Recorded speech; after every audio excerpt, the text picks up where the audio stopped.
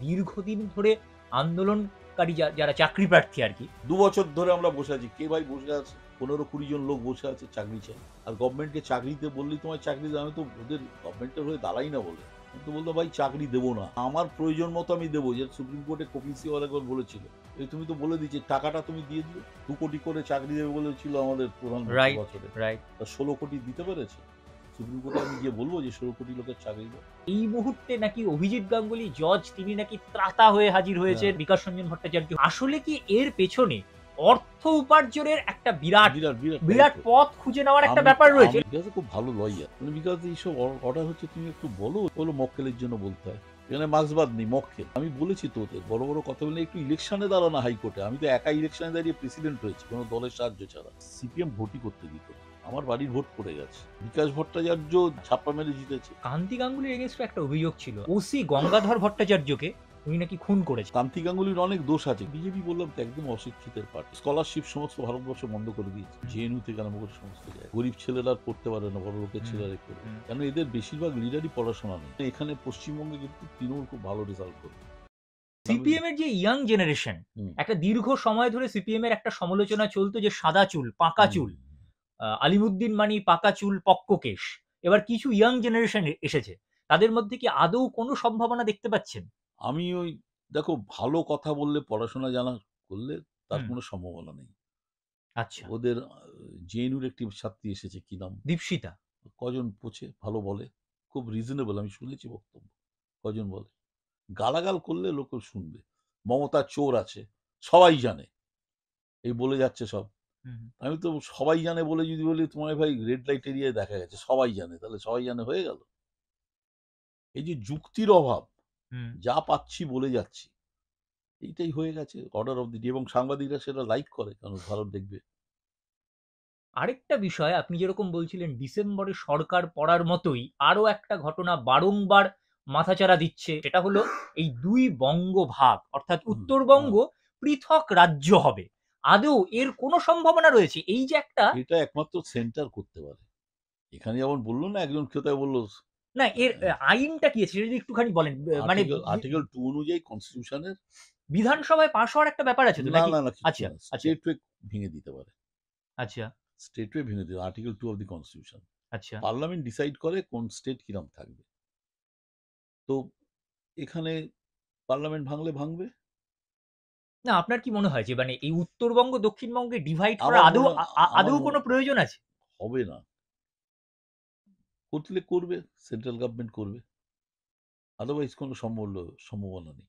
আরে আমারও তো দেখবে কি করে চলবে। পাহাড়ের আমি একটা স্টেট করে দিলাম। পাহাড়ের ইকোনমিটা চলবে কি করে সেটাও তো দেখতে হবে। করছে এতে মমতার হাত শক্ত হচ্ছে। মমতা ব্যানার্জির হাত শক্ত হচ্ছে।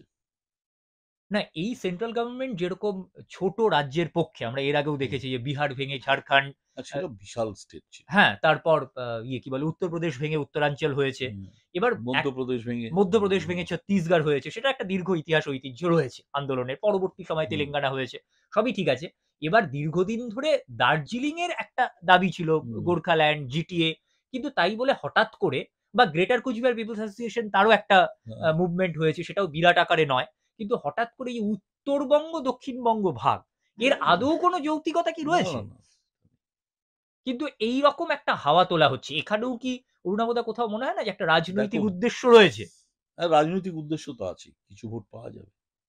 কিছু ভোট পাওয়া যাবে। কিন্তু তাতে মমতা ব্যানার্জির কি সুবিধা হচ্ছে। কেন ওখানেও নর্থ বেঙ্গলের লোক তো সব নর্থ বেঙ্গল নয়। এখান থেকেও তো গেছে। চাকরি-বাকরি ওখানে সেটেল করেছে রায়গঞ্জ-ফায়গঞ্জ। সেটা মমতা ব্যানার্জির পক্ষে যাবে।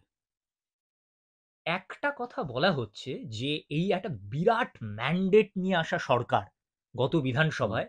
তারপর পরের পর কিছু ঘটনা ঘটেছে। দুর্নীতি, আ নাম্বার 2 তার গ্রেপ্তার অর্থাৎ পার্থ চট্টোপাধ্যায়ের গ্রেপ্তার, তারপর টেট, এসএসসি, বকটুই। এতে নাকি এই মুহূর্তে শাসক দলের পঞ্চায়েতে একটা সমস্যা হতে পারে। আদৌ আপনার মনে হয় আমার যে মনে হয় না। পঞ্চায়েতে কোন ধরনের প্রবলেম ফেস ৫৫ করতে হতে পারে? ৫৫,০০০ সিটে বিরোধী পক্ষের ক্যান্ডিডেট দেয়া শক্ত। বিশেষ করে যখন লাঠিসোঁটা নিয়েও মানে রুলিং পার্টি বসে আছে।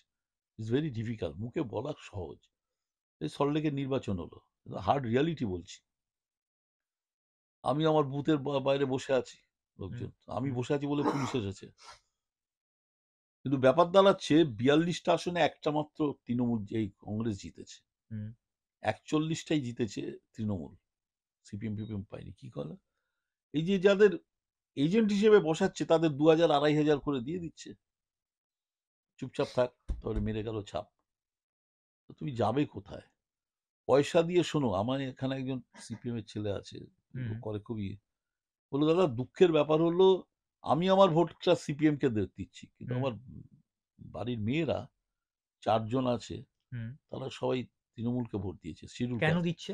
1000 টাকা করে পাচ্ছে পার হেড। আচ্ছা, লক্ষ্মীর ভান্ডার যেটা না, বলছেন। 4000 পাচ্ছে। হুম, হুম। তো বিরাট ব্যাপার, বললো কেন দেবো না মমতা ব্যানার্জিকে, মমতা মানে ব্যানার্জির এই দলকে। যে বিভিন্ন প্রকল্পগুলো মানে হ্যাঁ, নিশ্চয়ই। কোটানকোট যে বলা হচ্ছে যুবশ্রী, হ্যাঁ, কন্যাশ্রী, হ্যাঁ, কোটানকোট জনমুখী প্রকল্প এগুলো কি কাজ হচ্ছে? হ্যাঁ, কাজ হচ্ছে। অর্থাৎ এই যে বলা হয় একটা মহিলা ভোটার হ্যাঁ, মমতা বন্দ্যোপাধ্যায়ের দিকে ঝুঁকে রয়েছে। হ্যাঁ, একটা হ্যাঁ, বিরাট সংখ্যক মহিলা ভোটার। হ্যাঁ। সেটা মানে আপনার কি মনে হয় যে তার তার তার কারণটা কি সেইটার এটাই? সেইটার ইনফ্লুয়েন্সে তার ফ্যামিলিটারও মেজরিটি ওদিকে চলে যাচ্ছে। আচ্ছা। এবং আমরা তো আগেও করিনি সাঁওতালদের জন্য বিশেষ অধিকার দাও, হুম, সেভাবে হুম, হুম। মমতা ব্যানার্জির মতো এরকম অর্গানাইজড হইতে করতে পারেনি। হ্যাঁ, এরা করছে। কিন্তু এর একটা মানে ইয়েও রয়েছে, সমালোচনাও রয়েছে যে এটা আল্টিমেটলি ডোল পলিটিক্স হয়ে যাচ্ছে, সাস্টেনেবল আচ্ছা, ডেভেলপমেন্ট হচ্ছে বেকার না। ভাতাটা কি ছিল? রাইট। বেকার ভাতা তো সিপিএম বলেছিল। আর কোন দেশে ডোল পলিটিক্স চলছে না ভারতবর্ষে? কোথায় চলছে না? পয়সা দিলেই কাজ হচ্ছে। আর ইলেকশনের আগের দিন পার পার ফ্যামিলি 2000 1000 দিয়ে দাও, তোমার পক্ষে ভোট পড়বে। যে টাকা দেবে তার পক্ষে ভোট পড়বে। এবং একটা সময় বোধহয় বামপন্থীদেরও এইরকম একটা সংস্কৃতি ছিল। আমি জানি না আপনি কি বলবেন যে এই ভোটের আগে টাকা দেয়া, ভোটের আগে বিভিন্ন ধরনের উপঢৌকন হ্যাঁ, হ্যাঁ, পৌঁছে হ্যাঁ। দেয়া, এই মানে সেই সংস্কৃতিটারই একটা বোধহয়। আমি সেটা বলতে পারছি না। আমি বলতে পারছি না সেরকম করে আগে এইভাবে সিপিএম দেখিনি। আমার না, এখানে সিপিএম আমি বলছি ভোটই, ঘোষিত নয় কিন্তু আমাদের পাড়ায় সিপিএম ভোটই করতে দিত না। আমার বাড়ির ভোট পড়ে গেছে। আচ্ছা, গিয়ে দেখি এখানে চেঁচায় সব লোক দাঁড়িয়ে আছে দূরে, সল্টলেক এই ব্লকে যারা ভোটার। আর আচ্ছা, ভিতরে গিয়ে ছাপ মারছে অন্য ছেলে।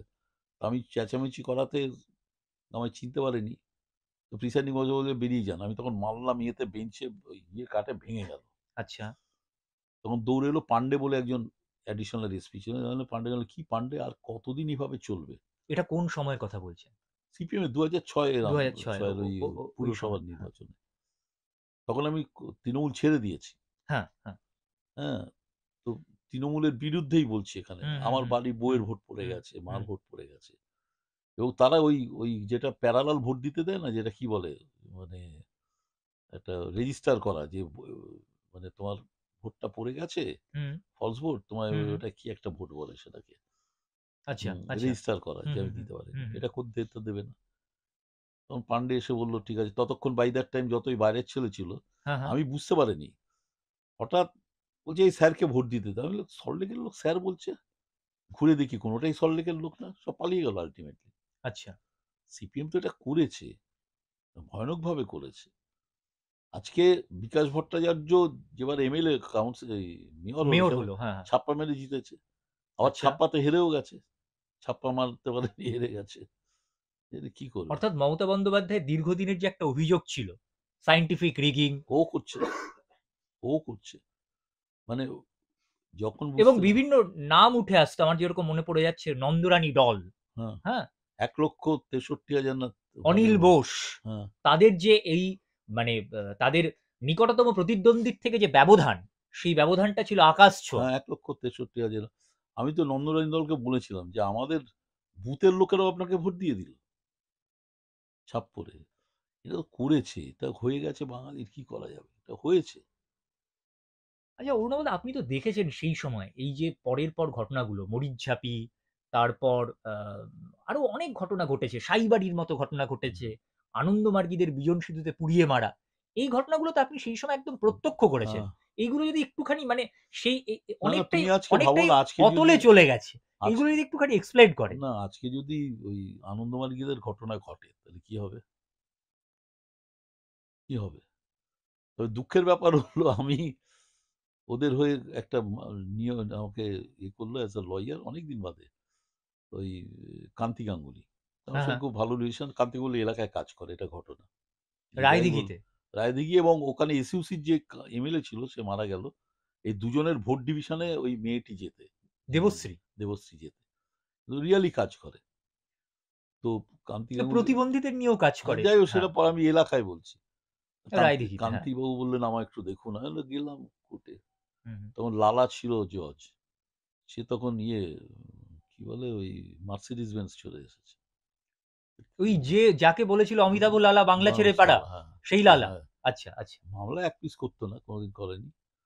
তো বলার পর তো আমি গিয়ে বললাম, মানে 10 বছর না 20 বছর বাদে ওকে ডেকেছে, মানে কোথায় পর্যায়ে, মানে আচ্ছা ওই মার্সিডিজ বেঞ্চটা কার? জজের সামনে জিজ্ঞেস করলাম, সব থেমে গেল। যেই লালা ওইকে কান্তি গাঙ্গুলিকে জেরা করা শুরু করেছে ওদের, বলল না না না, এত বছর বাদে হবে না। এই তো স্ট্যান্ডার্ড। জানে এরপর আমি মুখ খুলবো, মুখ খোলার আগে বন্ধ করে দিল। কান্তি গাঙ্গুলির এগেনস্টে একটা অভিযোগ ছিল, আপনি এই হুম। বিষয়টা নিয়ে যদি একটুখানি আলোকপাত করেন। ওসি গঙ্গাধর ভট্টাচার্যকে উনি নাকি খুন না করেছিলেন। না না, ওর লোক হয়তো কিন্তু যাই না, কিন্তু কান্তি গাঙ্গুলির অনেক দোষ আছে, কিন্তু লোকালে কিন্তু রেগুলার যায়। ও আর ওই আর এসইউসি বললাম, এসইউসি যেমন লোকালে কাজ করে, এসইউসির লোক নেই কিন্তু রিয়েলি কাজ করে, ডেডিকেটেড ছেলে পেলে। আমি হাইকোর্টে তো দেখেছি খুব কম সংখ্যক ডেডিকেটেড ছেলে পেলে। এখন এই ডেডিকেশন থেকে যদি তুমি বলো টুকরে টুকরে জ্ঞান, কিছু করার নেই, আর কিছু করার নেই। এই মুহূর্তে তাহলে এই ভারতবর্ষের নিরিখে এবং বাংলার নিরিখে রাজনীতির ভবিষ্যৎ কি, আপনি কি দেখছেন? ভবিষ্যৎ ফিউচার কাদের হাতে? বিজেপি আশায়, বিজেপির পর আমি ভবিষ্যৎ কিছু দেখছি না। বেশি ফেরত এলে বিজেপি ভবিষ্যৎ নেই। কিন্তু সেই অর্থে প্রত্যেকটা হেড অফ দ্য হ্যাঁ, ইনস্টিটিউশনে বিজেপির লোক বসে আছে, হুম, শিক্ষিত না হলেও চলবে, প্রত্যেকটা হেড অফ দ্য ইনস্টিটিউশন। ভালো ভালো ছেলেদের স্কলারশিপ সমস্ত ভারতবর্ষ বন্ধ করে দিয়েছে, হুম, হুম, জেএনইউ থেকে আরম্ভ করে সমস্ত জায়গায়। গরিব ছেলেরা আর পড়তে পারে না, বড় লোকের হুম, ছেলেরাই পড়বে। হুম, হুম, এই ব্যাপারটা তো আছে, কেন এদের বেশিরভাগ লিডারই পড়াশোনা নেই। হুম। এবং আগে বড় বড় দিল্লি ইউনিভার্সিটি, এখানে বড় বড় জায়গায় পড়তো গরিবের ছেলেরা, যারা মেধাবী ছেলে, তারা পয়সা নেই পড়ার, সেই স্কলারশিপটা দিয়ে পড়ানো, এটা বন্ধ হয়ে গেছে। এটা বিজেপি বললাম তো একদম অশিক্ষিতের পার্টি। আমি অশিক্ষিত কথাটা অনেকে রেগে যায়, কিছু করার নেই, কিচ্ছু করার নেই। না, এই জায়গায় দাঁড়িয়ে আপনি যেটা বলছেন যে শুভেন্দু অধিকারী হলো তোমার ভবিষ্যতের চিফ মিনিস্টার, ভেবে না আর কি হবে। রাইট। এইটাই হলো ভবিতব্য, আর কি বলবো। না, অপোজিশন তো খুব একটা স্ট্রং নয়। হ্যাঁ, সেন্ট্রালি অপোজিশন স্ট্রং নয়। হ্যাঁ। সেই জায়গায় দাঁড়িয়ে তো পুনরায় যদি আবার বিজেপি ক্ষমতায় আসে, ভারতবর্ষের ক্রম অবনমন তো অবশ্যম্ভাবী। হুম। তো এই জায়গায় দাঁড়িয়ে পথটা কি? পথটা পথ আমি দেখতে পাচ্ছি না। ১, কংগ্রেস দুর্বল। ২, হতে পারে যে সমস্ত না, আঞ্চলিক দলগুলোকে এক নিয়ে হয়ে গেলে সেখানেও হ্যাঁ, গন্ডগোল হবে, কে চিফ মিনিস্টার হবে। অবস্থা ভালো না ভারতবর্ষে। তবে এইখানে আমি জানি না, এখানে পশ্চিমবঙ্গে কিন্তু তৃণমূল খুব ভালো রেজাল্ট করবে। যদিও আমার খুব এগেনস্ট, আমি দু হুম, চোখে দেখতে পাই না পার্টিটাকে। এই বিকজ আগামী পঞ্চায়েত নির্বাচনে। পঞ্চায়েত তো করবেই, পার্লামেন্টেও করবে। আনন্দবাজার পত্রিকায় সেদিন আর্টিকেল পড়ছিলাম যে দুটো বিজেপি পাবে, এক আচ্ছা, পাহাড়ের সিট আর বনগাঁ। তার 1 মাস বাদে দেখলাম যে 38টা সিট তৃণমূলের জেতার চান্স পার্লামেন্টে। আচ্ছা। কারণ আমি তো দেখছি সল্টলেকে কোনো বিজেপির লোকই নেই, তৃণমূলের গুন্ডা রংবাজ আছে, হুম, বিজেপির হুম, লোকই নেই, কোথাও লোক নেই। আমার এখানে, মানে ওই বললাম সিপিএম এরও একই অবস্থা, সব বসে গেছে, সব নিউট্রাল সাজছে। হুম। সিপিএম এর হলো দু হাতে কামিয়ে, হাইকোর্টেও তাই, দু হাতে কামিয়ে এখন কোনো খুঁজে পাবে না সিপিএম এর এমপ্লয়। কিছু ভালো ছেলে আছে, ওই 8-10 জন। আপনি যেটা বলছিলেন এই যে দুহাতে কামানো এবং হুম, হুম, প্রচারমুখিতা, হুম। তাহলে এই ধরুন সিপিএম এর কোনো লয়ার হতে পারে বা কোনো নেতা হতে পারে, তাহলে কি দুটো জিনিসই রয়েছে?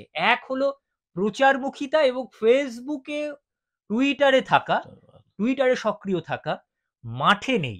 আর তারাও কি তাহলে একরকম দুর্নীতিতে জড়িয়ে পড়েছে বলছেন? দেখো দুটো জিনিস আছে, আমি সিপিএম এর তো সঙ্গে প্রচুর মিটিং করেছি এবং রিয়েলি ভালো ভালো লোক আছে, এখন আপনি তো তাদের মিটিংও দেখছি না। করেছেন একটা সময় অনেক শতরূপের অনেক, হয়ে, আরো হ্যাঁ অনেকের অনেক, হয়ে। এখন সেই লোক দেখছি না সিপিএম এর, সিপিএম এর সেই লোক দেখছি না।